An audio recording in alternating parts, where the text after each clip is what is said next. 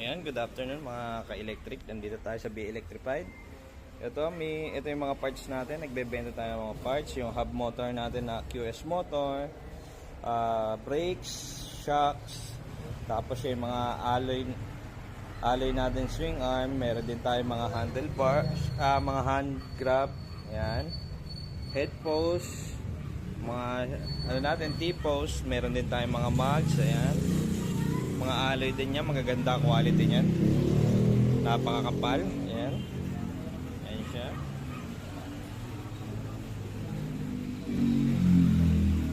So, ayan. Meron tayong mga pagpipilian dun sa natin, sa page natin. Nakapost naman po yan. Ayan. Ganyan siya pag nakabit na natin.